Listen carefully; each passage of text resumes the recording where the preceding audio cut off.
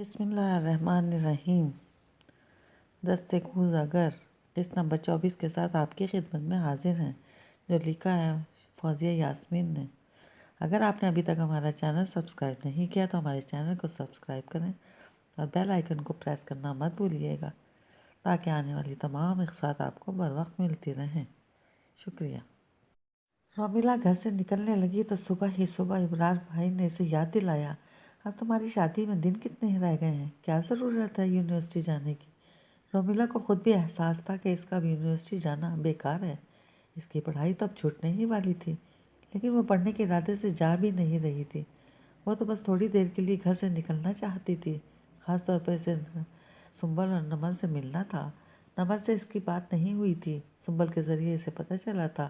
حشام کے ساتھ ہوئے المیہ کے متعلق اسے یقین تھا نمل نے اس موضوع پر عصمت خلیل سے ضرور بات کی ہوگی۔ عصمت خلیل کے مزاج کو وہ بھی بچپن سے جانتی تھی، اسے پتہ تھا نمل عصمت خلیل سے بات کر کے اپسیٹ ہو گئی ہوگی، اسی لیے وہ نمل سے روبرو ملنا چاہتی تھی۔ مگر ابراہیم بھائی کے اس ایک جملے نے جیسے اسے ایک کوفت میں مبتلا کر دیا تھا، جسے گاڑی میں بیٹھتے ہی سنبل نے محسوس کر کے پوچھ بھی لیا، اب تمہارا کیوں موڈ خراب ہے؟ سنبل کے اب پر زور دے کر کہنے پر رومیلا گردن گھما کر ڈرائیونگ سیٹ پر بیٹھی نمل کو دیکھنے لگی۔ وہ اس کے اندازے سے زیادہ سنجیدہ لگ رہی تھی۔ رومیلا خود کو کیا ہوا کہنے سے بمشکل روک پائی، بلکہ گہرا سانس کھینچتے ہوئے نارمل انداز میں کہنے کی کوشش کرتے ہوئے بولی، میرا کوئی موڈ خراب نہیں ہے، بس گھر سے نکل رہی تھی کہ ابرار بھائی نے یاد دلا دیا، اب کیا ضرورت ہے پڑھنے کی۔ وہ تو وہی سوچ رہی تھی کیوں جا رہی ہوں یونیورسٹی، مجھے تو اب شاپنگ کے لیے جانا چاہیے، مسٹر گلفام کے گھر میں تو کوئی ہے ہی نہیں جو بری کی تیاری کرے، میرے گھر میں کوئی ہے نہیں ان سب باتوں پر غور کرے، مجھے خود ہی نکلنا پڑے گا اپنی شادی کے اور ولیمے کے جوڑوں کے لیے۔ ابھی شادی ہو کر اتنی دور جاؤں گی، وہاں کے لحاظ سے بھی کچھ تیاریاں کر لوں، وہاں جاتے ہی گرم کپڑوں کی ضرورت پڑے گی۔ رومیلا کی بات پر سنبل تو اچھی خاصی ایکسائٹڈ ہو گئی، مگر نمل کی خاموشی نہ ٹوٹی۔ آخر جب گاڑی یونیورسٹی کے پارکنگ ایریا میں رکی تو رومیلا اترنے کے بجائے نمل کو دیکھتے ہوئے سنجیدگی سے بولی، آج یونیورسٹی آف ہونے کے بعد ہم تینوں شمائلہ سے ملنے چلیں گے اس کے گھر۔ نمل اس کی بات پر کچھ نہیں بولی، اس نے رومیلا کی طرف دیکھا بھی نہیں، بلکہ اسٹیئرنگ پر ہاتھ رکھے ایسے ہی ساکت بیٹھی رہی۔ سنبل بھی سارے راستے خواہ مخواہ کی غیر ضروری شوخی دکھاتی رہی تھی کہ شاید نمل کا موڈ ٹھیک ہو جائے، کچھ نہیں تو کم از کم رومیلا کی شادی کی تیاریوں پر تبصرہ کرے۔ مگر ساری کوشش ناکام دیکھ کر اب وہ بھی چپ چاپ نمل کی شکل دیکھنے لگی۔ چلو اترو اب گاڑی سے، رومیلا نے اسٹیئرنگ پر رکھے اس کے ہاتھ کو تھپکتے ہوئے کہا اور خود اپنی طرف کا دروازہ کھول کر اتر گئی۔ سنبل نے بھی اس کی تقلید کی، مگر نمل اپنی جگہ ہی جمی رہی۔ وہ گھر پر ٹھہرنا نہیں چاہ رہی تھی، اس لیے یونیورسٹی آ گئی تھی، لیکن اس کا دل کوئی بھی پیریڈ اٹینڈ کرنے پر آمادہ نہیں تھا۔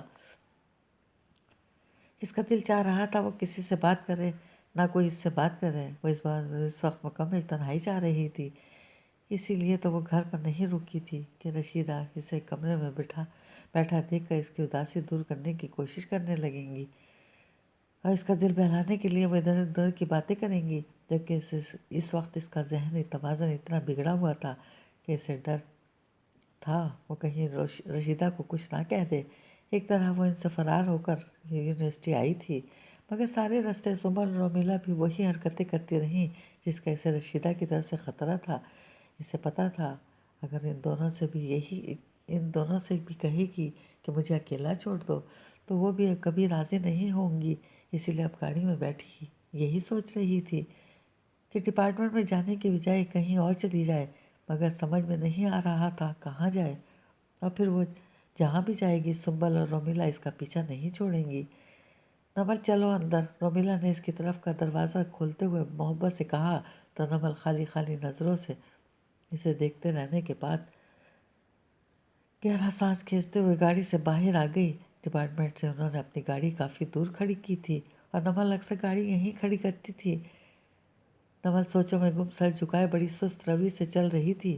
رومیلا اور سنبل بھی اس کا ساتھ دینے کے لیے اسی کی رفتار اپنائے ہوئے تھیں اور اسے بولنے پر اکسانے کے لیے زبردستی سوال کر رہی تھی، یار کیا خیال ہے ہم دونوں رومیلا کی شادی میں پارلر سے تیار نہ ہو جائیں؟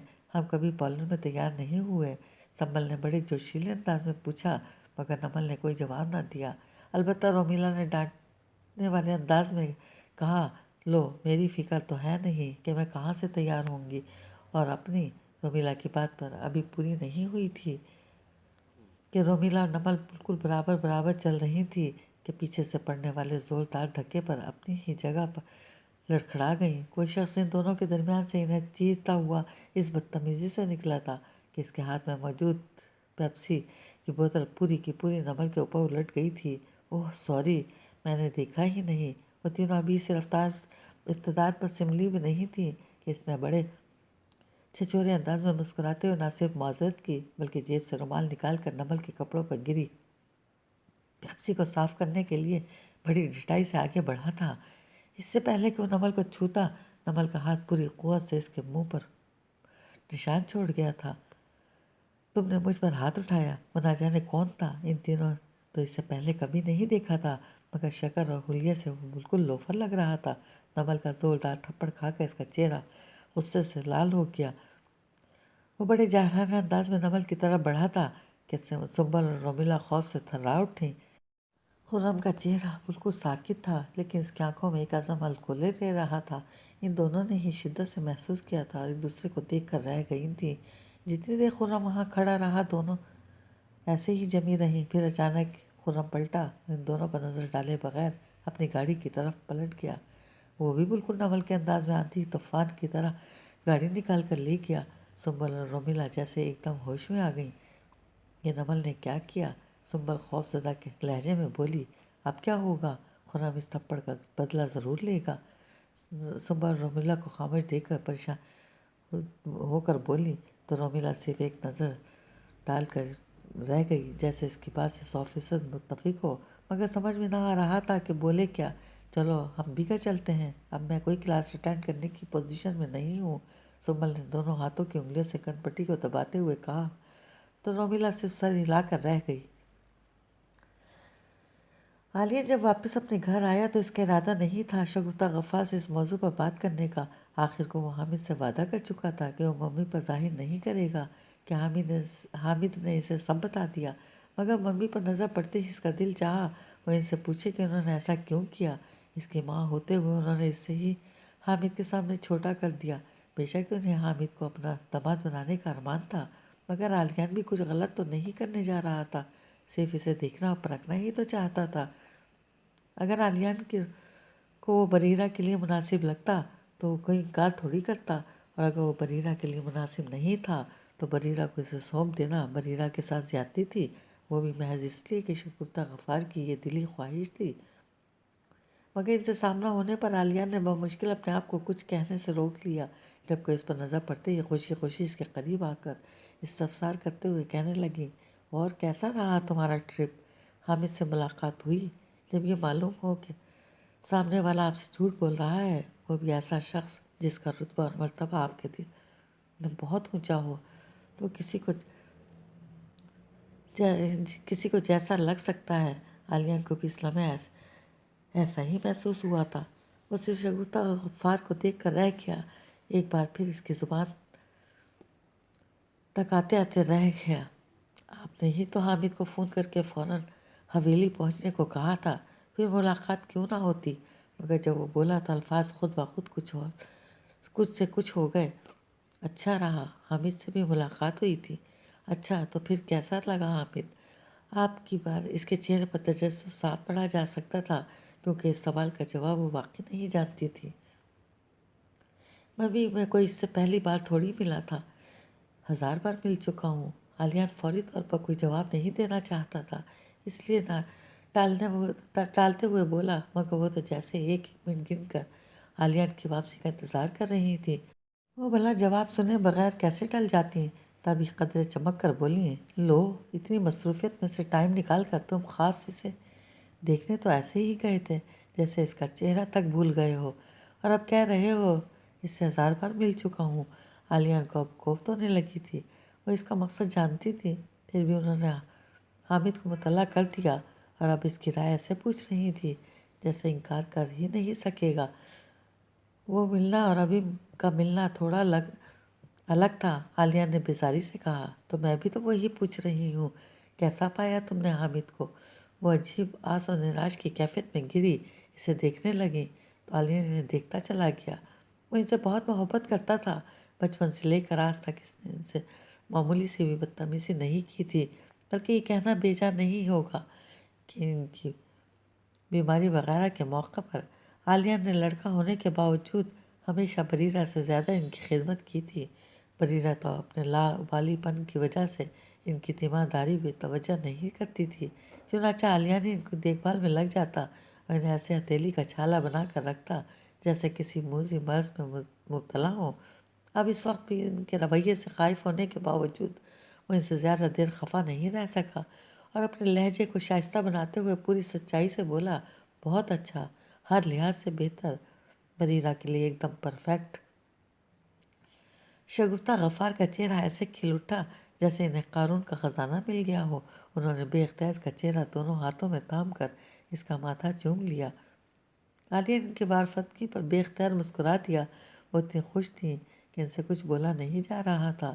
عالیہ نے انہیں کندھوں سے تھام کر پاس رکھے صوفے پر بٹھا دیا اور خود ان کے سامنے فرش پر دو زانو بیٹھتے ہوئے اپنی دونوں کونیاں ان کے گھٹنوں پر رکھ دیں۔ لیکن میرے پسند کر لینے سے کچھ نہیں ہوتا، آخری فیصلہ بہرحال بریرہ کو ہی کرنا ہے۔